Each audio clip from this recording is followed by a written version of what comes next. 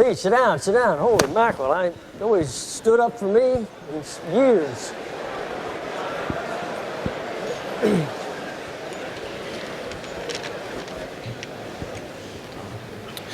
Distinguished members of the class of 48 and 57, Admiral Thiessen, Admiral Ames, Admiral Fagey, Admiral Peschel, Admiral Tracy, Admiral Wetmore, Captain Heil, Captain Riley, members of the LDC, officer candidates, Corps of Cadets, ladies and gentlemen. Please help me in welcoming General Charles C. Krulak, U.S. Marine Corps retired.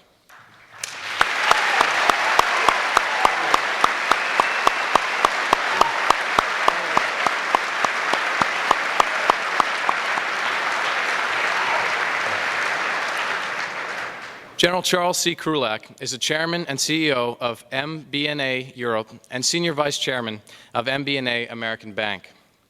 General Krulak joined MBNA America in September of 1999 as Chief Administrative Officer for MBNA America, responsible for personnel, benefits, compensation, education, and other administrative services.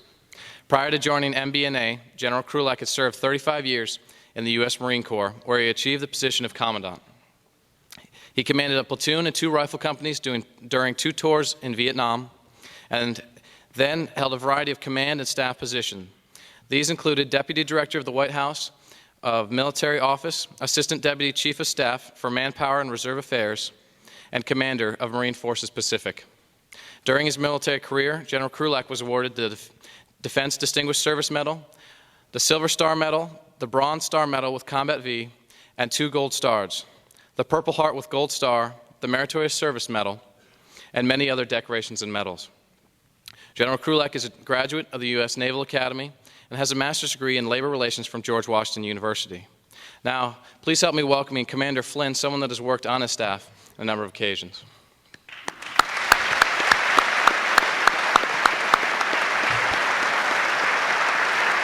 This better not be a roast. Good evening. I want to provide a brief testimonial to make clear to you, the Corps of Cadets, and the honor representatives from the other service academy, why you could not have a finer speaker, keynote speaker for a conference on ethics than General Krulak. Easily the highlight of my 19 years of commissioned service was the privilege I was afforded in 1989 to serve as an assistant to then Colonel Chuck Krulak when he was the Deputy Director of the White House Military Office. General Krulak had hired me to help support him in a role that he was playing in overseeing a very large, we call black program, a highly classified program. Now, when I first walked into this man's office in the East Wing of the White House, it was quickly apparent to me that I was not in the presence of a normal mortal being. One of the first things that jumped out at me was his desk with a placard on the front of it that didn't have his name or rank. It had just one word emblazoned in the Marine Corps' crimson and gold, and that word was integrity. Now, it's one thing to profess integrity. It's quite another thing to practice it in a politically charged environment like the White House. But I quickly discovered that this was a man that practiced what he preached. Shortly after I arrived, General Krulak was called over to the West Wing to sit in on a meeting where a very senior general officer was providing a briefing on this classified project to Governor John Sununu, the former President Bush's chief of staff, and General Brent Scowcroft, the President's national security advisor, who were basically the 2 most powerful men in the White House with the next to the President. Now, at one point in this senior officer's statement about the program, or his briefing about the program, he got some of his facts started to exaggerate, let's say, the capability of the program. The then Colonel Krulak realized this and politely interjected and suggested that perhaps the general had not been fully briefed in advance of the meeting, but he believed that his characterization was not entirely accurate. Now, this general turned to then Colonel Krulak with I would describe a withering look, and said, "I've been adequately briefed," and picked up basically where he left off.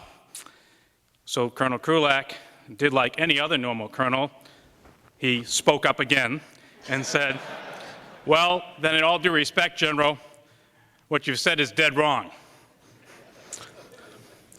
Now, the General stopped talking at this point. He looked right at Governor Sununu and General Scowcroft, and he said, "You know, I'm sick and tired of these iron colonels in the White House," and packed up his belongings and walked out of the meeting. Now, I remember recalling at the time that this new boss of mine, as impressive as the background he had up to that point, my basic sense was that he was probably not going very much further in his military career. Of course, I was wrong. That first impression didn't pan out, especially 7 years later when that colonel was sworn in as one of the youngest commandants in the Marine Corps' history. Of the many valuable lessons that General Krulak has taught me in subsequent years, there has been no more important one than the one that comes from his personal example, which proved to me that an unwavering commitment to integrity is not only not inimical to success, but it's the key to success. You know, one of the sad things about growing older is that you find yourself with fewer and fewer heroes.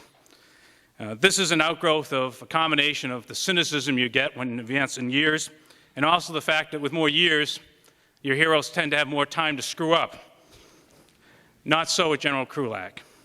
Ladies and gentlemen, it's my privilege to introduce you tonight, my hero, the former Commandant of the Marine Corps, General Chuck Krulak. Thank you, Steve. Steve, what nice words. What nice words. Thank you. Help me move this thing. Yeah, move it back. Oh, that's good. There you go. I'm a walker, and believe me, I'll fall off the stage if I don't move this. Can everybody hear me?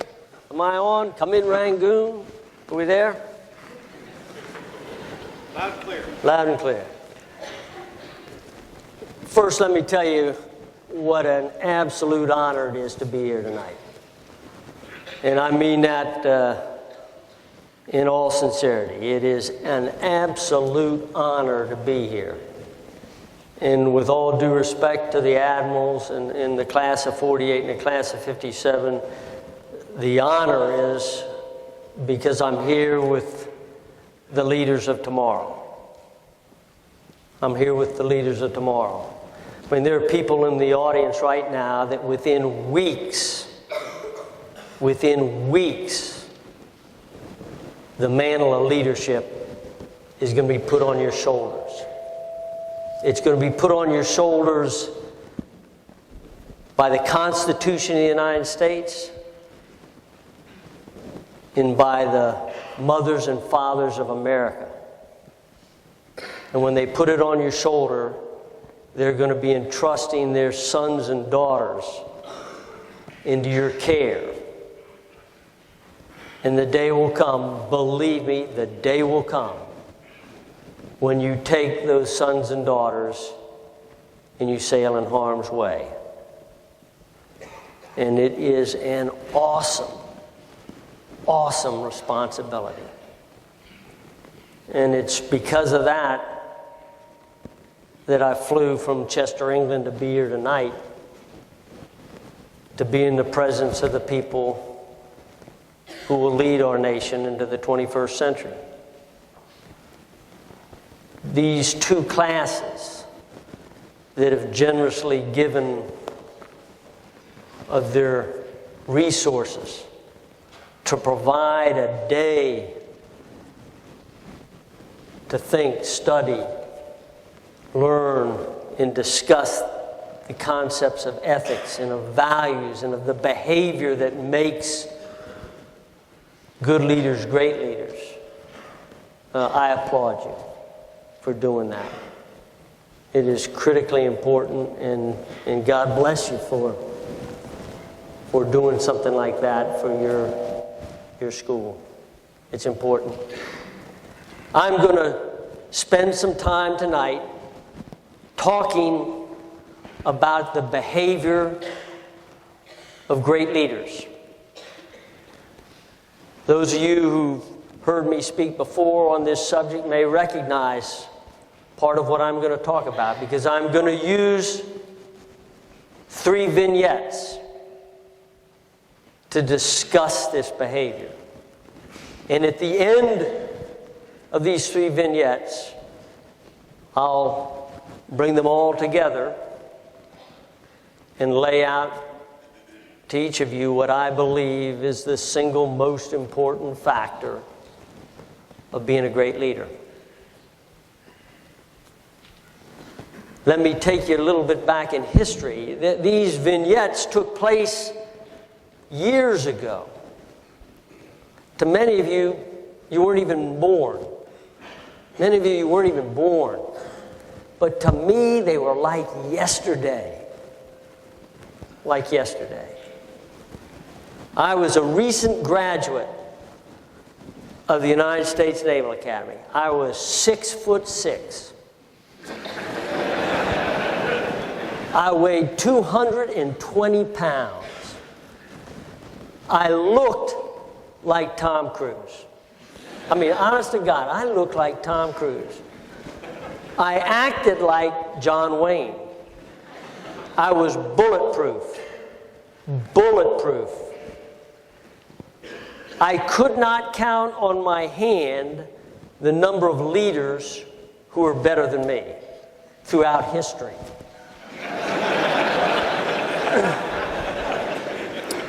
The Vietnam War had been going on for about 1.5 to 2 years, and my only worry was that Bob Hope was going to get there before I got there. That it'd be over, and I would not have the pleasure of leading a rifle company of Marines into Hanoi to accept the surrender in the square there in the center of the city. That was me. Okay, that was my impression of Chuck Krulak. Things were a little different in reality, because as I was seeking to get to Vietnam in the early spring of 1966, an entire division of North Vietnamese Army regulars, the 324th Bravo North Vietnamese Army Division, was being taken off of the border that separated North Vietnam and China, and pulled south and was poised along the demilitarized zone between South Vietnam and North Vietnam. And that division was poised to lead the first direct invasion of South Vietnam by the North. It was an outstanding outfit. I mean, this was the division that spearheaded the defeat of the French at Dien Bien Phu. They were tested in combat. They were hard, very good soldiers. And here they were, ready to lead the invasion of South Vietnam. My precious Marine Corps, supported by Navy and Army and Air Force, moved 11 battalions up along the demilitarized zone to blunt that attack, to blunt the attack. And that's kind of where my first vignette starts. I was a young lieutenant, rifle company commander, and I was given a simple mission: to land in a valley that was nothing more than dried up rice paddies, about 9 football fields in length, 3 or 4 football fields in width, a stream running down the eastern side, surrounded by jungle-covered mountains. And our mission was going to be a simple one: take that rifle company, get in some helicopters, fly into that landing zone, that rice paddies, get out of the helicopters, get up on the ridge line to the north, and just dig yourself in and hold for the attack of that North Vietnamese division. Sounded simple. And for me, the world's greatest leader, a piece of cake. So here we are, about 6 o'clock in the morning. In come the helicopter. That's a helicopter. They land. They land. They take off. Immediately upon taking off, we were taken under heavy small arms, automatic weapons, mortar and artillery fire. I mean, they pulled out and the world stopped. It just was hell on earth. And all of a sudden, I was not 6'6" anymore. I was 5'5". And I didn't weigh 200 plus pounds. I weighed 130 soaking wet. I was scared to death. My sphincter muscle was so tight, it wasn't funny. I was scared to death. And I mean to tell you, I got that rifle company as fast as I could off into the stream bed where we had some cover and we had some concealment. One problem. One of my platoons had been landed too far to the west, and as they started moving to try to get to that cover, they found themselves under such fire that they hit the deck. And one of those squads, one of the 3 squads of that platoon, hit the deck right in the line of fire of a North Vietnamese 50 caliber machine gun. And within a matter of seconds, I had at least 3 Marines killed and 3 or 4 that were obviously wounded. And I could tell that it was just a matter of time before that gun laying on that squad killed everybody in the squad. And then it was going to shift to the next squad, and it was going to kill everyone in that squad and shift to the 3rd squad and kill everyone there. And this great leader, this John Wayne, was going to watch 36 Marines die right in front of his eyes. 36 Marines die. I picked up a radio, and I got on that radio and I said to the platoon commander, who was one of the platoon commanders in this stream bed, I said, I want you to take your platoon, I want you to move up the stream bed, I want you to get on the flank of that gun. And when you get on the flank of that gun, I want you to signal me, because when I give you the word, I'm going to want you to attack across the flank of the gun and knock it out. You understand that? He said, yes, sir. And as I was doing all of this, my radio operator grabbed me by the shirt sleeve, and he pointed out into the rice paddy, and he said, look at Lance Corporal, and I'll use the name Jones.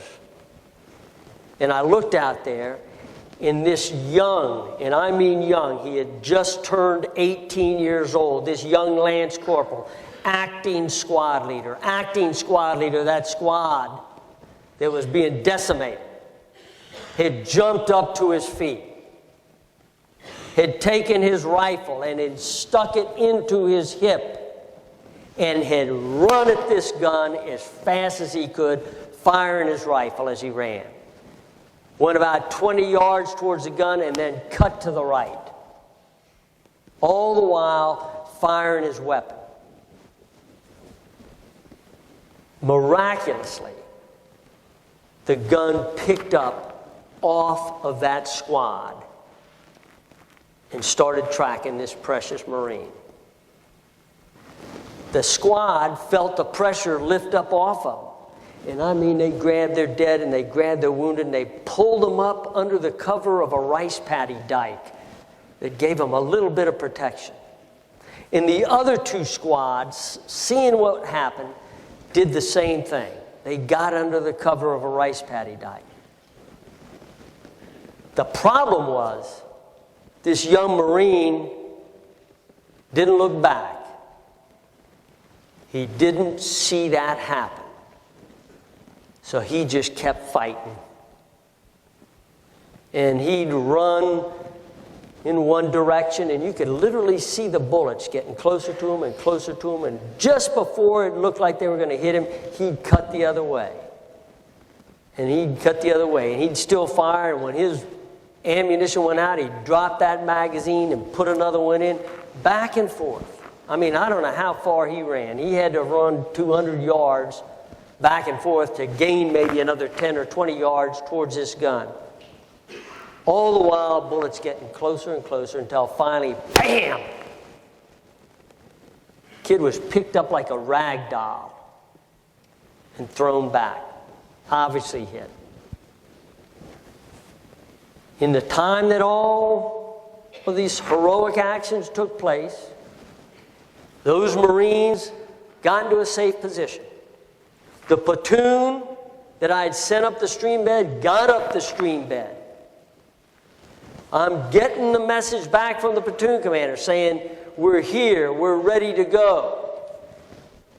And I'm saying, when I pop this green star cluster, which is kind of like a signal, like a Roman candle, when I pop this, I want you and your Marines, I want you out of that stream bed. I want you to take that gun out. I want you to wipe it out. You got it? Yes, sir. And I popped that green star cluster, and I mean, that thing went shooting in the air. And these great Marines of that platoon jumped out of that stream bed, and I mean, they started sweeping across this open rice paddy.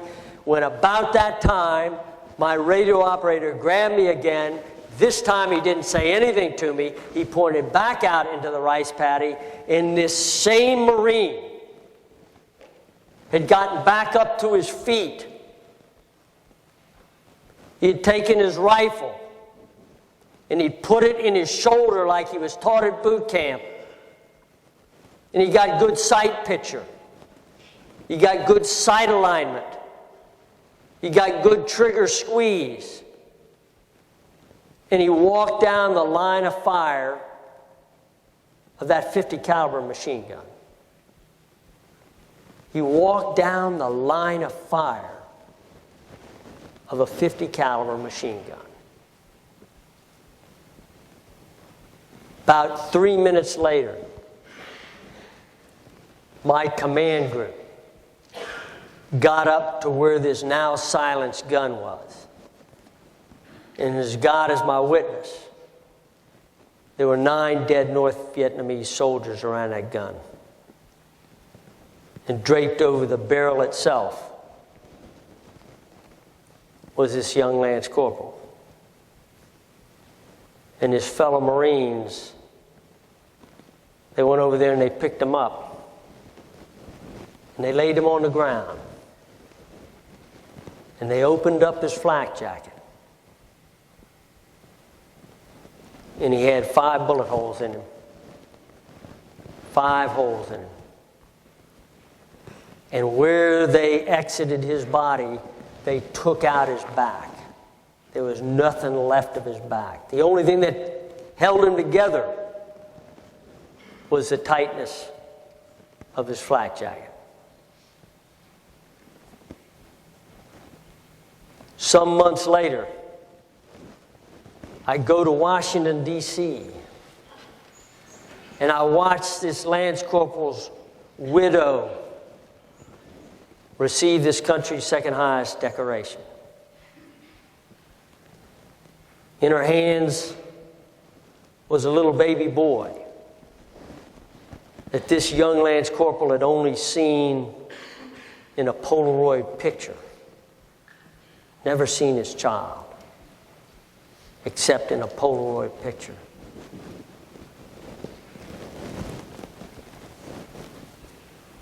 Unbelievable bravery.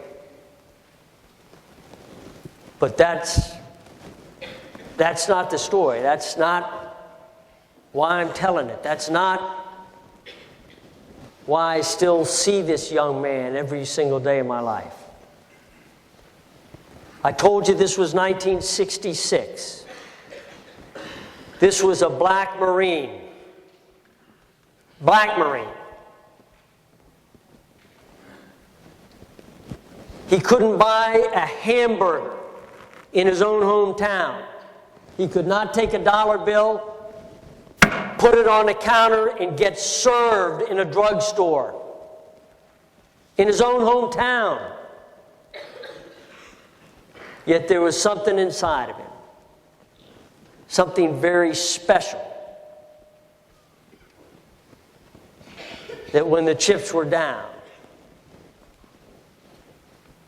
he did the right thing. He didn't look back and say, gee, I wonder if everybody I'm saving is an African American. He could have cared less. They could have been Hispanic, Asian, African American. Could have been Muslim, Catholic, Presbyterian. In this day and age, he certainly wouldn't have looked back and said, I wonder what gender. He just did the right thing. He had something that if we're going to be great leaders, we must all have. It's selflessness. He was selfless. He was selfless. He embodied what President Kennedy was talking about. Ask not what your country can do for you. What can you do for your country? My beloved Naval Academy, above the chapel doors, known Sibi sed patriae, not for self, but for country. Want to be a great leader? You want to be a great husband or wife? You want to be a great friend? Be selfless. Be selfless. Selflessness. I'm going to take it. And I'm putting it right here. That's where it is. That's where selflessness is. You remember that. Second vignette. It's now 3 years later. I'm married. I'm living in San Diego. Get a little piece of paper in the mail. Piece of paper says, to Captain Charles C. Krulak, proceed and report to the Republic of Vietnam for duty with the 3rd Marine Division. I go, holy mackerel. You mean to tell me that Bob Hope hadn't got there yet? He'd come and gone. We're still there. And so, much to the chagrin of my wife and my young son, who at that time was just a little over a year old, we got in my Renault Dauphine and drove up from San Diego to Norton Air Force Base, which was the port of embarkation of all Marines going to Vietnam. And I can remember as if it was yesterday. It was getting near dusk, and we drove into the parking lot at Norton Air Force Base, right outside the hangar. And I can remember my wife getting out of the car and my young son getting out of the car, and she's holding him, and I go to say goodbye to her, and I mean, I'm emotional. You'll find this out. I'm a very emotional guy, and I'm sitting here, I'm crying. And my wife is crying. My son, who's being squished between us, he's crying too. He doesn't know why he's crying, other than he's getting crushed. But he's looking at his mom and his dad, and it was a bad scene. I mean, I said, enough of this. Get in the car. I put her in the car, and the last thing I see is her driving away in this beat-up old Renault Dauphine, and is typical. Just as she's getting ready to go out of my sight, I watch the left rear taillight go out. Now, those who are spouses of people who deploy know what I'm talking about. I mean, it always happens. No sooner does the ship leave that everything starts breaking. Well, that was it. I saw her walking away, and I just said to myself, my gosh, I can't believe it. I walk into the hangar. It's monstrous. It is filled with Marines, probably 98% of them on their way to Vietnam for the first time. About as many people in that hangar as there are in this auditorium. Well, I walk in and I immediately look to my right, and here is this young private first class. He's standing over here. In his hand is a gym bag, and it says San Diego, the city in motion. Well, I was from San Diego, so I started walking over because I, wanted to say something. I was feeling pretty bad myself. And as I got close to him, I realized that he was 4 years old. I mean, this was the youngest looking PFC I've ever seen in my life. I mean, I don't know how many of you have little brothers or little sisters, and when they're real baby, when they first come back from hospital and you turn them over to change the diaper, you know what their butts look like? Their little fannies, they're all wrinkled and they have that little cellulite and all that stuff. That's what his face looked like. I mean, if his smile were vertical, it would have been there. But anyhow, the point is, this kid is so young. This kid was so young. So I go over there and I say, how you doing? I'm Captain Krulak. And he goes, sir, I'm PFC Cameron. I said, PFC Cameron, please stand at ease. Yes, sir. I said, Cameron, stand at ease. Yes, sir.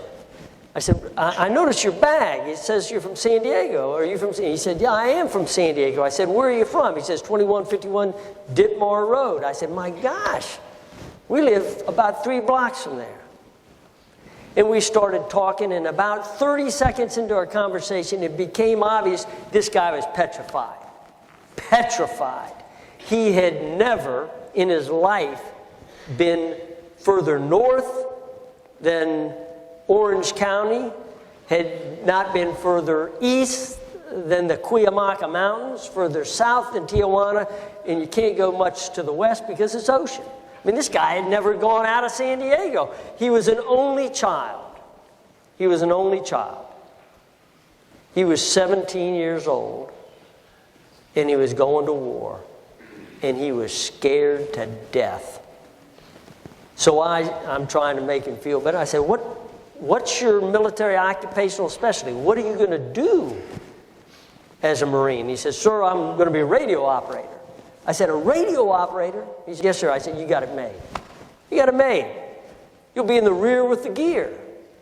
You'll be so far back in the rear, you'll be in some command bunker 20 feet underground. You'll be safe. He says, sir, really? Really? Is that right? I said, would a captain ever lie to you? And of course, he said, no, sir. No, sir. I said, well, you're going to be okay. Don't worry.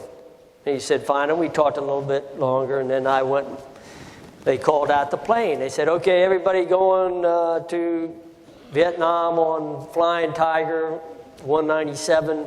You're loading up now. Now, here's a little hint to you. Never fly Flying Tiger Airlines.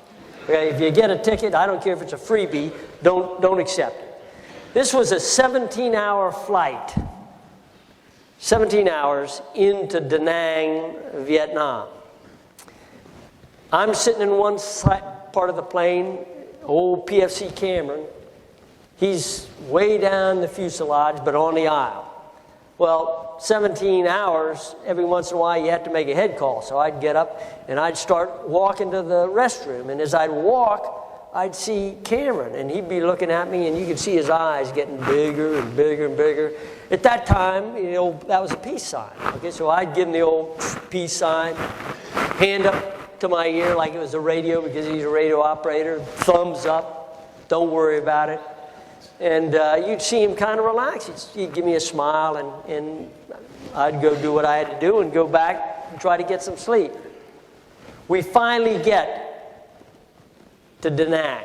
It's right out of the movie Good Morning Vietnam with Robin Williams. Door opens up. It's hot. it's windy, it's dirty, it's yucky, as my son would say.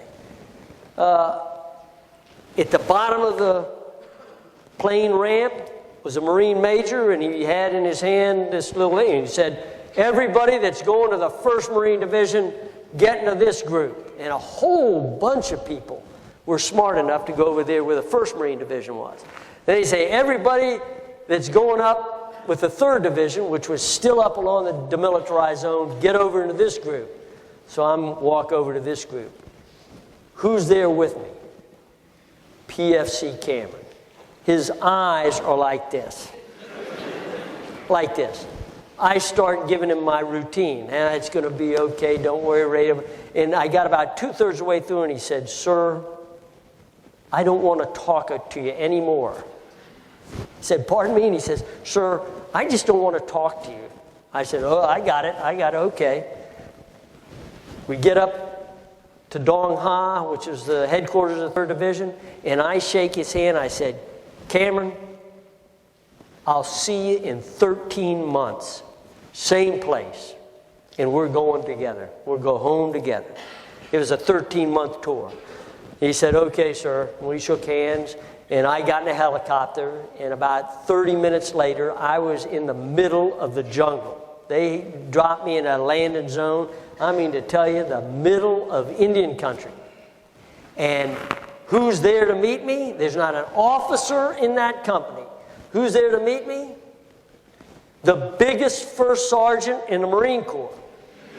He looked like Shaquille O'Neal. Honest to God, he looked like Shaquille O'Neal. This guy was 6'8". He weighed about 260 pounds. And I mean, he was a monster. He had no body fat. Not 2%, not 1%, 0%. This guy was all muscle. Hair, no hair. I mean, I can remember every morning. I mean, this guy was a monster. Now, let's be honest. He's 6'8". I'm sitting here, I'm looking at him, I say, Top, good to meet you. He says, Skipper, good to meet you. He grabbed a hold of my hand. If I had had a surgeon, I mean, we would have had the operation right there. He crushed every bone in my hand. I mean, this guy was something else. He was almost 30 years in the Marine Corps. He had fought in Korea. This was his 2nd tour of Vietnam. I mean, this was the ultimate lifer. And for the next 3 days, he took me around that company, and he introduced me to every single Marine in that company. He knew every one of their names. He knew where they were from. He knew their hopes, their aspirations. It was phenomenal. At the late afternoon of the 3rd day, I am sitting on an ammo can writing a letter to my wife when an eclipse of the sun took place. That means that the 1st sergeant was coming towards me. I mean, this guy blotted out everything. So I'm sitting there, and I see this shadow come over the page, and I look up, and there he is, probably 20 yards away. And he's walking right towards me, and behind him, as if he were a mother hen with about 5 or 6 little chickies following him, was the 1st sergeant coming with 5 or 6 what we call BNGs, brand new guys, people joining the company. Who was the first brand new guy? Anybody? Cameron. If looks could kill, I would not be here. There would be somebody else standing here, because it certainly wouldn't have been me. I mean, all he wanted to do was to get over the 1st sergeant and get his hands around my neck. And that would have been it. I mean, I would have been finished. I'll never forget, the only thing he said to me was, and this is in the rear with the gear. That sent a heck of a signal. Some of you might know, I am a Christian. And so I thought to myself, you know, the good Lord's trying to tell me something with this kid. And so I said, Cameron, you're going to be my radio operator. You're going to carry the company radio. And honest to God, for the next 9 months, we developed the most phenomenal relationship. The most phenomenal relationship. And all of you are going to have the opportunity sometime in your life to develop that kind of relationship. It's a relationship that often is between husband and wife. It's a relationship between friends. It's a relationship that's brought about by a closeness that is augmented by stress and pressure. And you can either break or you can come together. Well, we came together. And we lived in the same foxhole for 9 months. We ate the same food for 9 months. You know, he would share letters that he got from his mom and dad. I would share letters that I got from my wife, or parts of the letters I got from my wife. And the reality is, we became unbelievably close. And although our age difference was no more than 6 or 7 years, he literally was as much a son to me as I could have had. I mean, he was my son. At the end of the 9th month, the company was given a very simple mission. We were getting missions every 2 or 3 days, so we'd done a lot of things, but at the end of the 9th month, we were given a simple mission. And the mission was to move up a finger, get up on top of a ridge line, put ourselves in a defensive position, and wait while the rest of our battalion swept down that ridge line, hopefully catching whatever enemy they could and driving them into my company position. A very simple mission. And so we started up this finger. I had 2 platoons up. I had 1 platoon back in reserve, and my command group was in the center. And we probably moved up about 200 meters up this finger when we started to take sniper fire. For those of you who've never been shot at, if you're getting shot at and the bullets aren't close to you, it sounds like a ricochet. Ping, ping. And this is another great lesson for the Coast Guard Academy. When to know when you're getting shot at. What do you think? This is free. I mean, I'm giving you this free. If you hear it sound like a ricochet, keep moving, men. Keep moving, women. Just keep going.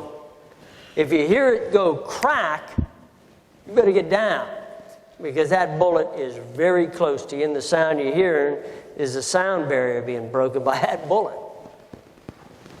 All I was hearing was ping, ping, so we kept on pushing.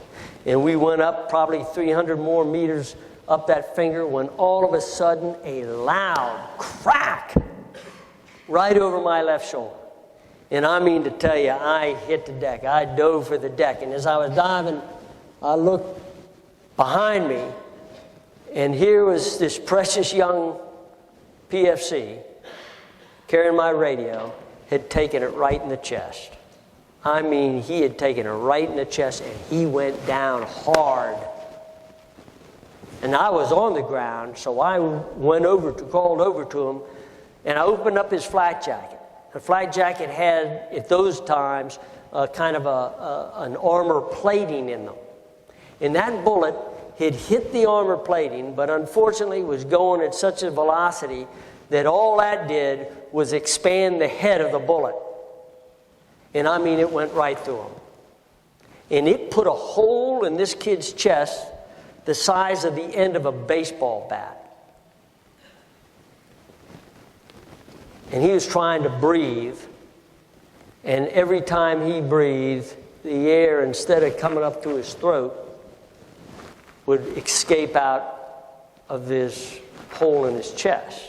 And I mean, it would just be frothing out. And it is the classic sucking chest wound. That's what he had. And when I saw that, I mean, it just blew my mind. And I reached behind my back and I pulled out my first aid pack and I got a pressure bandage. And I brought this young Marine onto my lap. And I put that bandage on his chest. And I just kept it as tight as I could. And I said, come on, Cameron. Hang in there, son. You're going to make it. You're going to be okay. You're going to be okay. You just hang in there. And as I was doing that, you could see him starting to turn gray. He was going into shock. And I just hugged him. I brought him up to my chest and I started shaking him. I said, come on, son. You're going to make it. You're going to be okay. And just about that time, I was hit on the side of my head so hard that this precious young Marine flew off of my lap. I must have gone maybe 5 yards, and my helmet bounced even further. And I looked up, and standing over me was this first sergeant, having obviously taken his helmet and just beat me upside the head.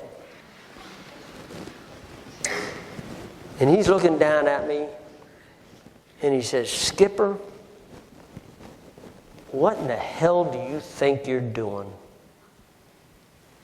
You've got 150 Marines fighting their way up this finger, and you're down here with one?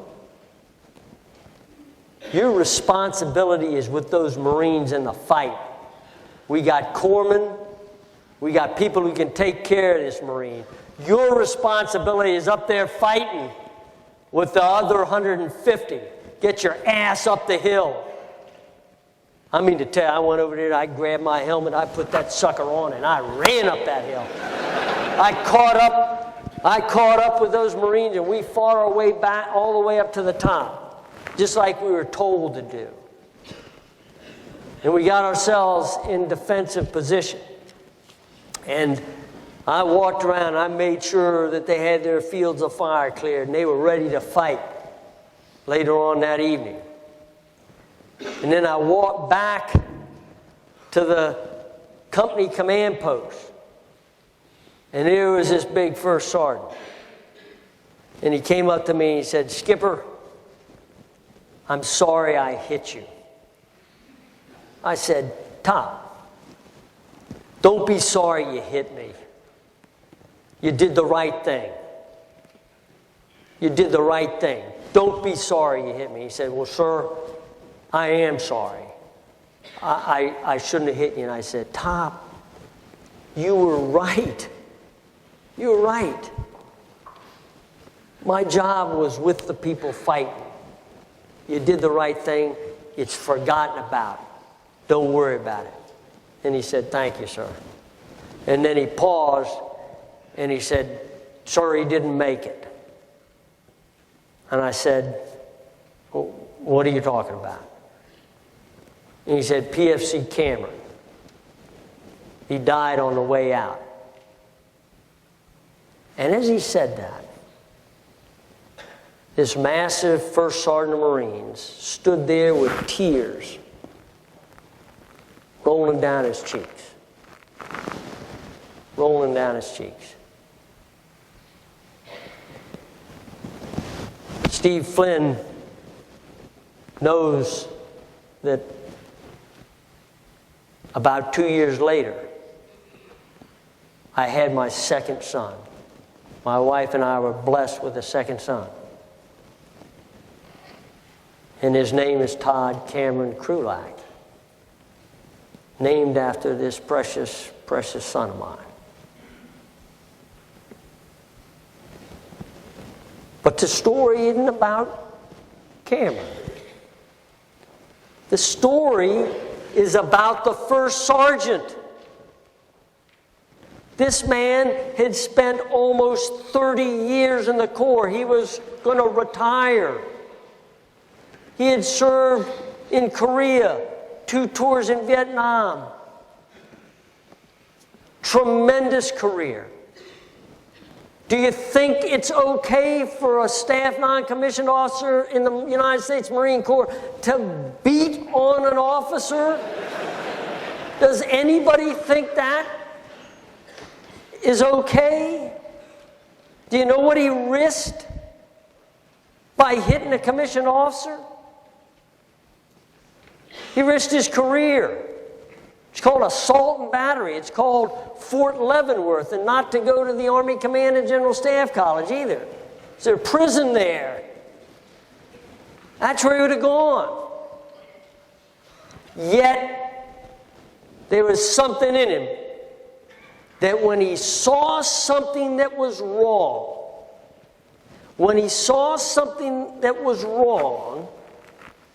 he took action no matter what the consequences would be. And it's called moral courage. It's called moral courage. Now, you and I can argue all day long about his attention gainer. Okay? Don't ever argue the moral courage it took to do what he had to do. Moral courage.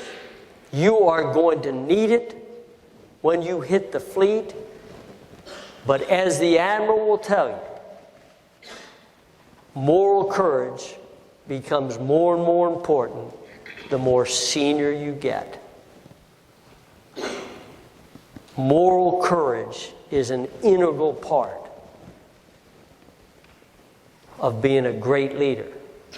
So I'm now going to take moral courage and I'm putting it right beside selflessness. It's right there.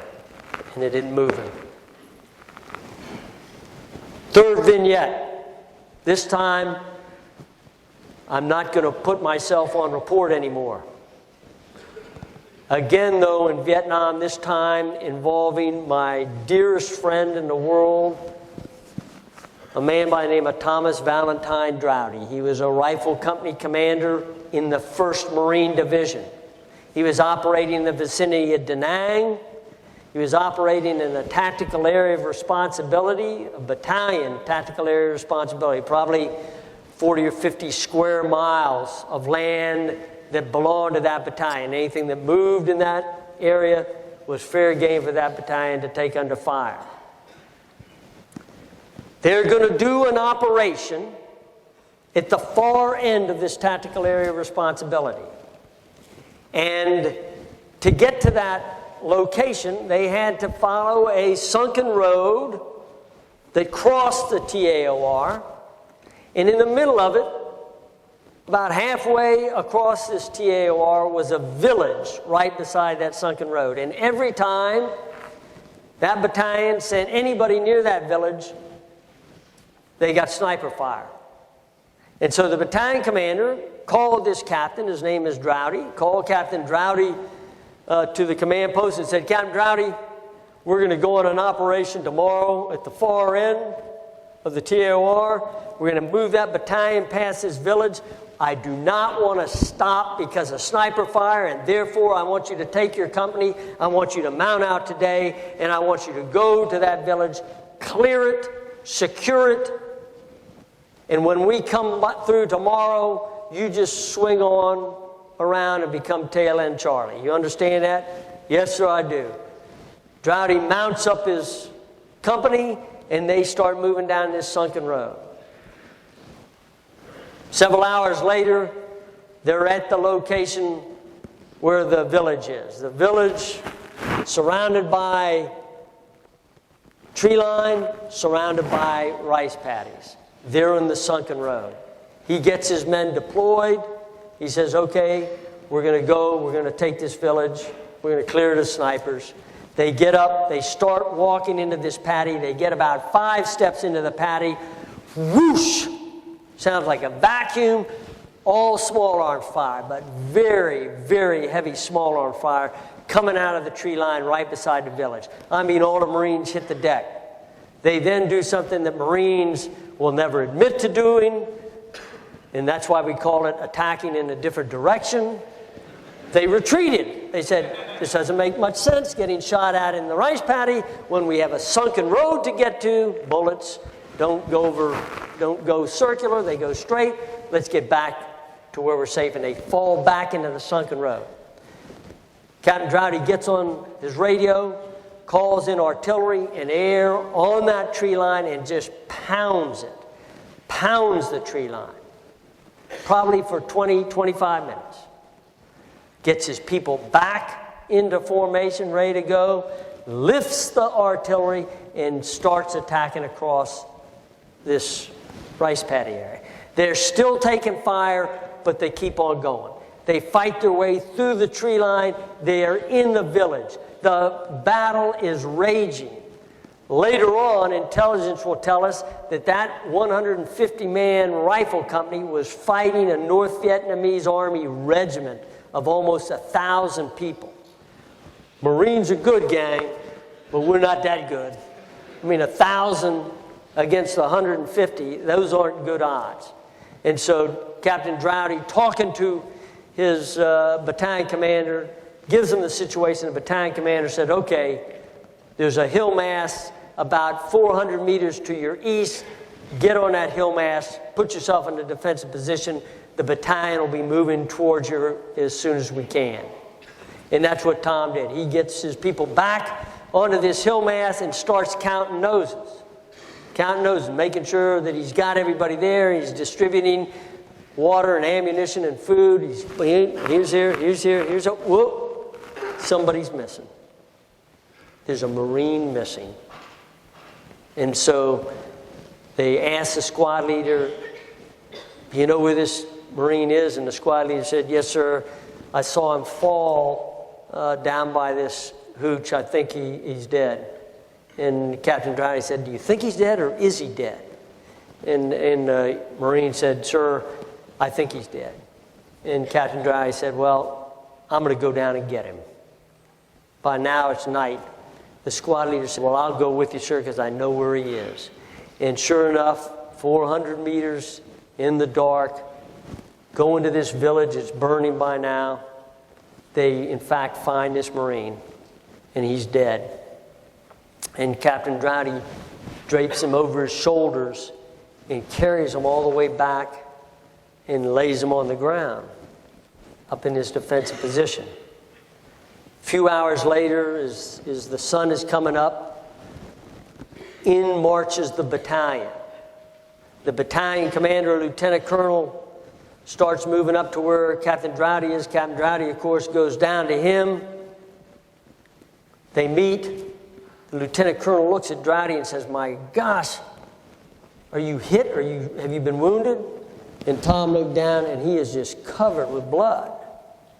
And he realizes it's the blood from this Marine that he carried up on the hill the night before. So he says to the colonel, he says, sir, that's not my blood. And he tells him what had happened, that he had gone down to get this Marine. The colonel looks at Captain Droughty and says, wait a minute, let me see if I understand this. You left and went down there with a squad leader to find a Marine that you don't even know was dead or whether he was alive, and you brought him back? You got to be kidding me. And Captain Droughty said, no, that's what I did. And he said, well, let me tell you something, Captain. You ever do anything like that again, I'm relieving you of your command. Do you understand that? You ever do anything like that again, you are relieved of your command. And like the Navy, the Air Force, the Army, or whatever, Coast Guard, you get relieved of your command, what do you think that means? It's not good for career aspirations, okay? You're relieved of your command if you ever do that again. Do you understand that? And Captain Droughty came to attention and said, yes, sir, I understand. 1 step, 2 steps, 3 steps, stopped, turned around, went back and said, sir, you need to understand that if I'm faced with this same choice tomorrow night, I would do the same thing. At which time the battalion commander said, Captain Droughty, you are relieved of your command. Turn it over to your executive officer. The executive officer was standing in a clump of bamboo trees about 100 meters away. And so Captain Droughty said, "Aye, sir." Started to walk towards his XO to turn the company over. As he's walking there, he hears a helicopter. And he looks over, and here comes this helicopter, and it's going to land about 50 yards from him. And on the side of the helicopter is a scarlet flag with a star right in the middle of it. The star, the flag of the Assistant Division Commander of the 1st Marine Division, a Brigadier General. Landed. About that time, the Lieutenant Colonel, the battalion commander, sees that happening too, so he starts walking towards Droughty. Droughty's sitting there with the colonel coming this way, a general's coming this way, and he's saying to himself, "And I've just been relieved of my command. This is not my best day." They get together almost at the same time. The general, 1-star general, says, "Where is the CO of Mike Company?" That was the company that Tom had commanded. And Tom, in telling me the story, said he wanted so badly to say, "He's over there in that clump of bamboo." But he didn't. He said, "Sir, I'm the CO of my company." At which time the general said, "Well, listen, I listened to the battle you fought on your radio all of yesterday and late into the night. And I just want to tell you what a magnificent job you and your Marines did. What a simply magnificent job you and your Marines did." And then turned to the Lieutenant Colonel and said, "Colonel, with Marines and leaders like Captain Droughty here, you've probably got the best battalion in the 1st Marine Division." Everybody in this audience who watched CNN during the Gulf War knows Tom Droughty. Tom Droughty was the Assistant Division Commander of the 1st Marine Division who led the Marines into Kuwait City and was interviewed the day the Marine Corps went into Kuwait City. Brigadier General Thomas Valentine Droughty, Assistant Division Commander of the same division that he had lost his command in. Now, let's take just a second to talk about Tom Droughty. Here's a man who, since he was 6 years old, wanted to be a Marine. I've seen pictures of him when he was 8 or 9 wearing a Marine mini uniform. This is a man who really, you cut his veins, he bleeds scarlet and gold. He'd gone to the Naval Academy. 2 Silver Stars. This was his 3rd tour in Vietnam. All he wanted to do in life was to be a Marine. In the space of time that it took to walk 3 steps, he realized there was something more precious to him than even the career in the Corps. It was something that only he could give away. And it's called his integrity. His integrity. And in a space of 3 steps, he realized that there was no way that he was going to be able to say to that colonel, "Yes, sir, I understand and will obey." He knew in his heart he couldn't, and so he willingly sacrificed everything that he really held dear because of the word integrity. And he did lose it. Remember, the bottom line is he lost the command. I mean, this wasn't one of those things where, well, I'm going to fake him out. I'm going to say it. He lost it. He got relieved. The fact that the assistant division commander happened to land and say some nice things, saved him. But here's a man whose integrity, his integrity, was so strong, a force for him, that he'd give anything up to keep his integrity. So I'm going to put integrity right there beside selflessness and moral courage. Wherever I go, people eventually ask me, what is it that makes a great leader? There's got to be one word.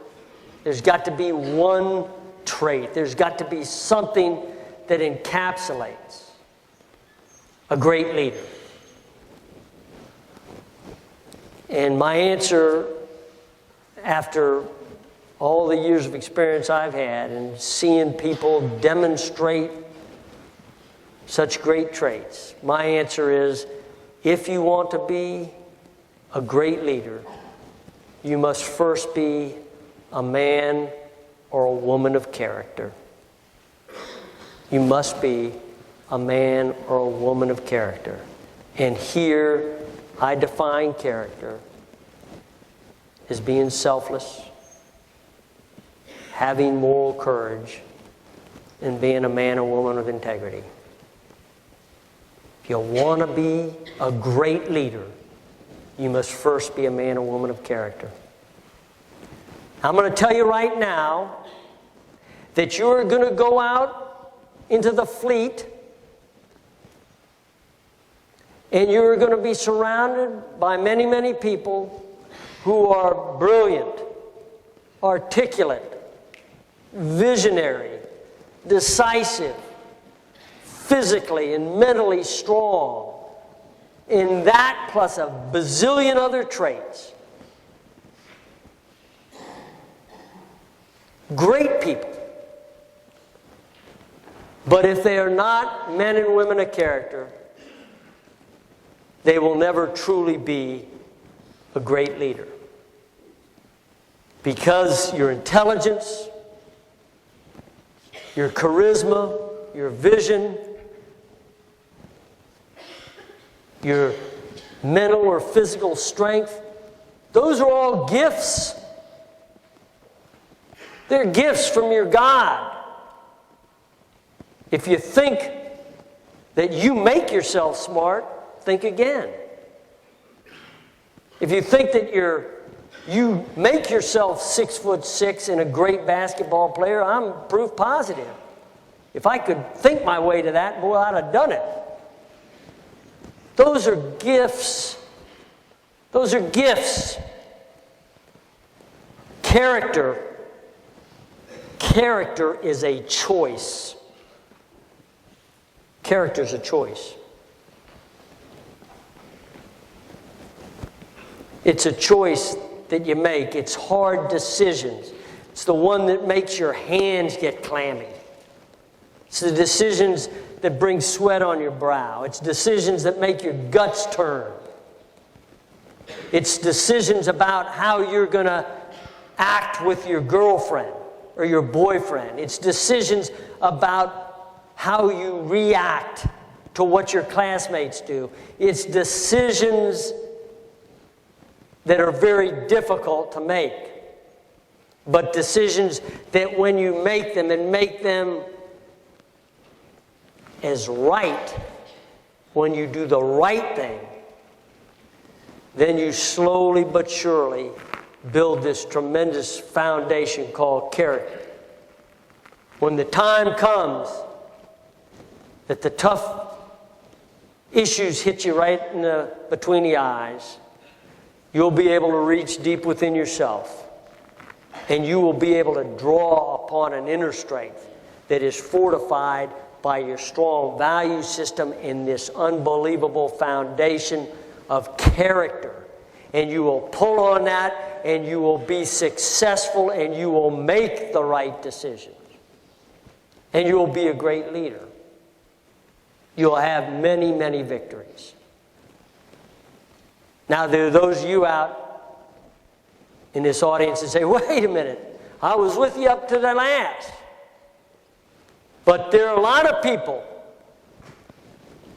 a lot of leaders who have great victories, who have no character. And I'm sure that we could all think of a few. People who have victories, but don't have character. Their victories are never sweet. Their victories never stand the test of time. And their victories never, ever serve to inspire anybody. And ladies and gentlemen, you are in the inspiration business. That's what you do. You inspire. Now you say, wait a minute. I'm an introvert. I'm not on a white charger with shining armor. I'm not an inspiring person. Think about the people who've inspired you. Your grandmother, your mom, your dad, a teacher. Were they on a white horse in armor? Is that what inspired you? Or was it their character? Was it this depth of character that on a day-to-day basis inspired you to be what you are today and what you will be tomorrow? You are very special people. You're very, very special people. The mothers and fathers of this country are going to give you their sons and daughters. Their most precious treasure. And you're going to be held accountable for them. Be selfless. Demonstrate moral courage. And hold on to your integrity. Nobody can take your integrity.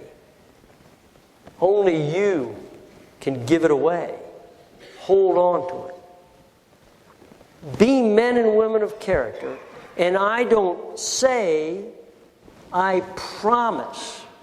Be men and women of character, and I promise you will be successful. You will be successful in the boardroom. You will be successful on the battlefield. And you will be successful in your life. Everything you touch, you will find success if you are a man and woman of character. And all I would ask is that tonight and tomorrow be the first day of the rest of your life. You can build your character starting tonight if you haven't started already. Vast majority of you already have. Build your character and make this the first day of the rest of your life. May God bless each and every one of you and hold you in the palm of His hands. Thank you very much. Q&A? You want some Q&A? Thank you. Thank you very much. Thank you. Thank you very much, sir. Thank you. Thank you. You want Q&A?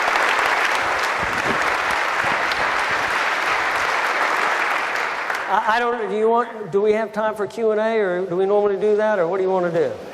Anybody got the guts to ask me a question? As I almost said Lieutenant Flynn, as Commander Flynn would tell you, I will give you an answer to your question. You may not like it, but I will give you an answer. If I don't know the answer, believe me, I will tell you that. I will not try to tap dance up here. But if there are any questions on anything I discussed or anything else that you might want to ask about, have at it. If you don't want to, yes, sir.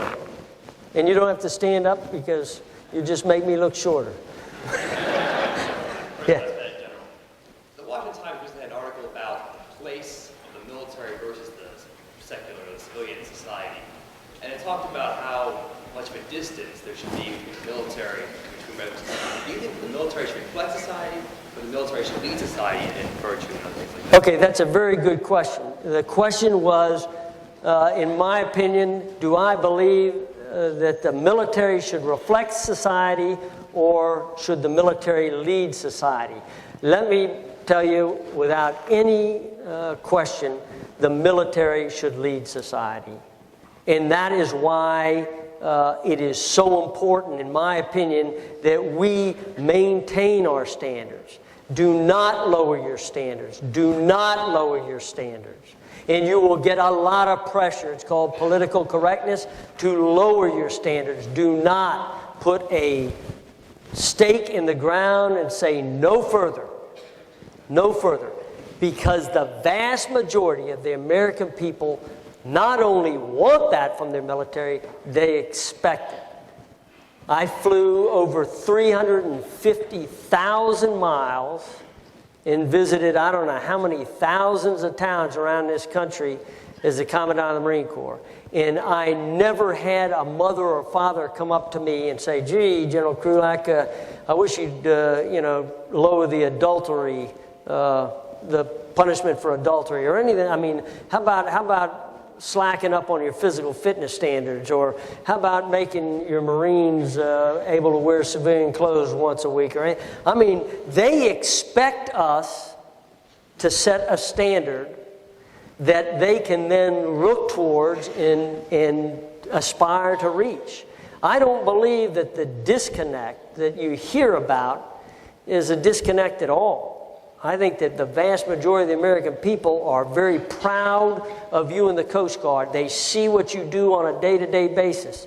They are proud of the United States Navy. They're proud of the Marine Corps. They're proud of the Army. And they're proud of the United States Air Force. Now, we, every once in a while, do bad things. Marines will rape a girl on Okinawa, or will fly an airplane through a gondola, or a submarine will raise up out of the water and cause death. The issue that all the American people are looking for, they're not sitting there and saying, oh my gosh, how terrible, how terrible. They are saying that, but what they're really saying is, okay, responsibility and accountability. Are people held responsible? Are people held accountable? And so far, we've been pretty good at that, and I think the American people appreciate it.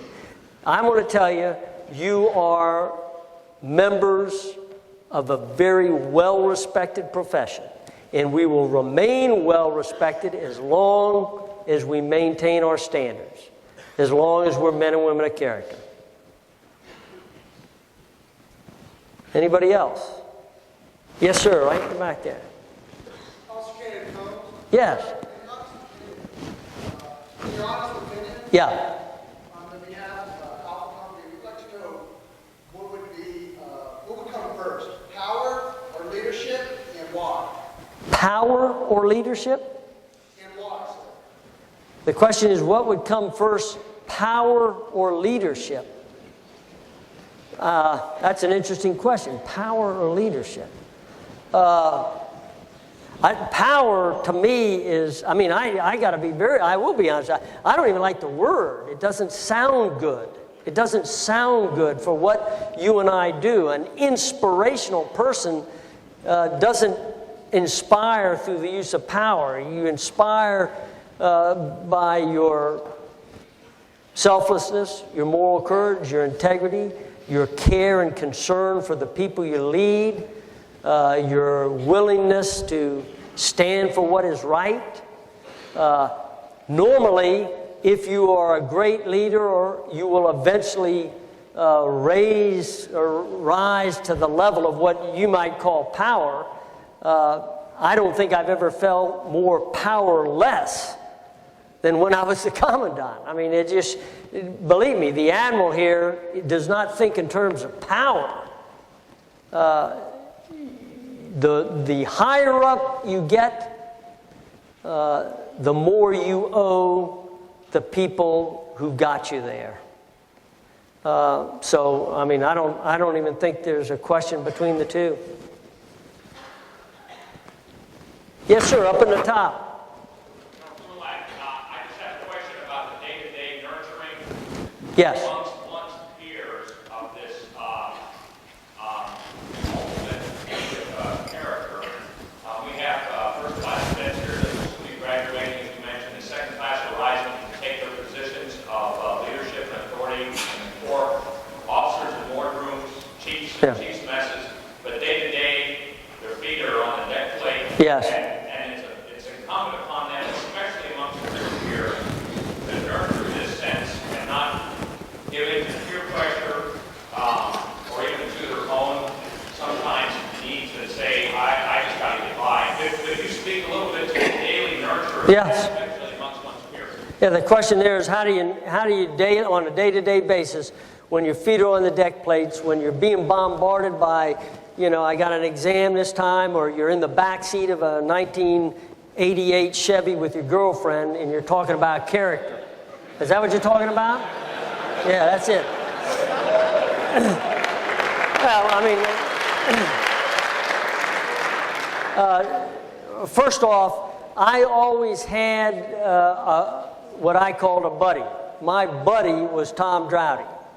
And I spent a lot of time either on the phone or mail or what have you, talking to him and him talking to me, trying to make sure that we were trying to be selfless, trying to maintain our integrity and have moral courage. Were we always successful?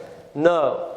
But the first thing I'd say to nurture is you got to find somebody to nurture with. It's almost, I hate to say it, but like Alcohol Anonymous. You know, you got somebody who's watching over your flank. Secondly, I use the first day of the rest of your life for a very good purpose, because the weekend's coming up. And every one of you in this room, and myself included, I'm going to be tempted. Let me tell you, I'm so old, my temptations are nothing like what you're going to be tempted with. You're going to have the first opportunity to put a stake in the ground. Probably happened before the weekend, but let's just say we get to the weekend. You're going to have the first opportunity to put the stake in the ground. The question is, are you going to do it? You wait until you know that the decision is a hard one, but you know what the right answer is, and then you take the right answer. And you just keep doing that on a day-to-day basis. I'm not talking about decisions like you're going to have Pop-Tarts for breakfast. That's not the decision I'm talking about. I'm talking about the tough ones, the ones that are going to put you out of sort with your classmates, the ones that may put you out of sort with your loved ones, the ones that may put you out of sort with your parents. The decisions that you know what the right thing to do is, and you've made the commitment that I'm going to do it because what I want more than anything in life is to be a person of character, because I know that if I'm a person of character, I am going to inspire people, and that this will be a better Coast Guard. My cutter will be a better cutter. My platoon will be a better platoon. My squadron will be a better squadron because I chose to be a member. We're going to be better because I've chosen to be a member of that cutter, and I've taken the path of being a man or a woman of character. It is hard to do, but it can be done. Anybody else? Yes, sir. One more. He's about ready to give me the hook. That's all right. Yes. Often with integrity and a lot of other issues that come up is a question of loyalty. Now, loyalty to Yeah. your classmates, to Yes. your service, and to yourself. Yes. I was wondering, What- how would you define that factor Yeah. into That is a great question.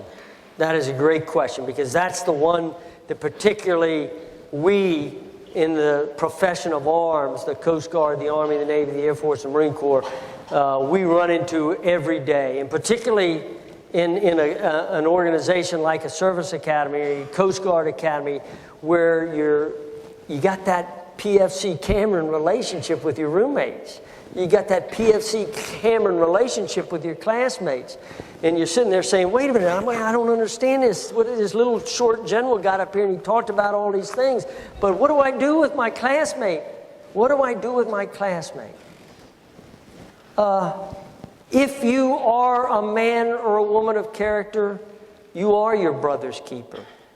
You are your sister's keeper. You are your brother's keeper. You are your sister's keeper. You take action. You don't let them get in trouble. The loyalty that you feel to them is only going to be magnified as you get your first cutter as a CO, as you get your first battalion as an infantry officer. But the reality is, above the loyalty to that individual comes the loyalty to the institution and the loyalty to yourself and to what is right. And at that point in time, once again, one of those gut-turning decisions that you have to make.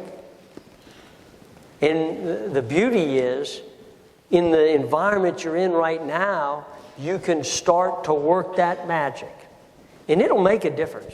I want to tell you right now, if you've got a girlfriend or a boyfriend and you start acting like a man or a woman of character, it'll make a difference in that relationship. It will make a difference in a marriage. It will make a difference in a business situation. It'll make a difference in life. Once people say, he's a person of character, let me tell you, that's who you want. You want to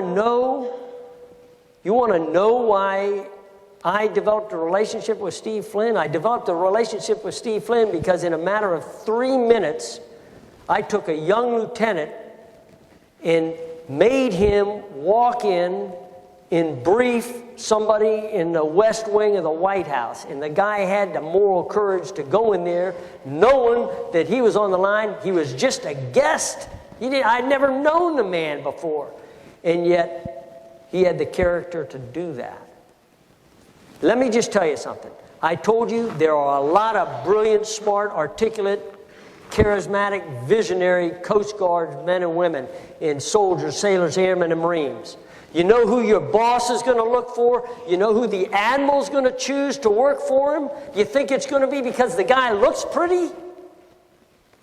He doesn't want to be surrounded by sycophants. He's not interested in somebody kissing his butt. He wants somebody that will tell him when the emperor isn't wearing any clothes. He wants somebody that's a man or a woman of character who will sit there and tell him what he needs to know.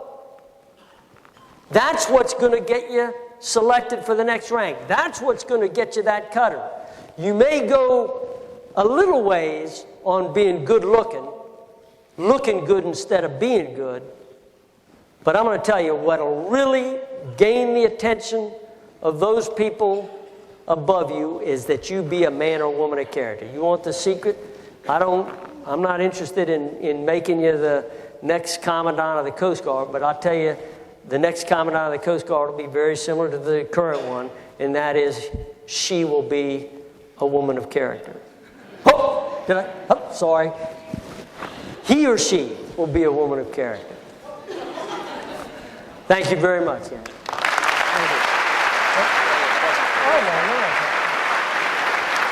Thank you very much.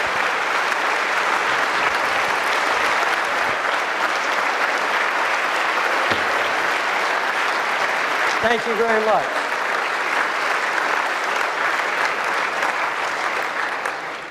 General, talked about inspiration, and I know that you inspired all of us. On behalf of the Corps Cadets and all the honored guests here, we'd like to present you with a little bit of Coast Guard. Oh, well, thank you very much. Should I open it up here? Please do, sir. This is it? This is it? It's not going to jump on it? Boom. No, no.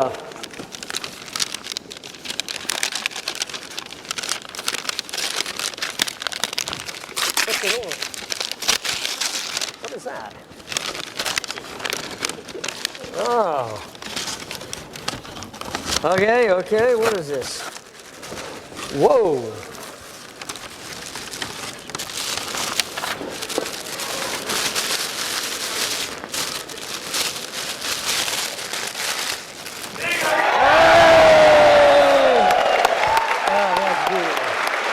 Thank you so much.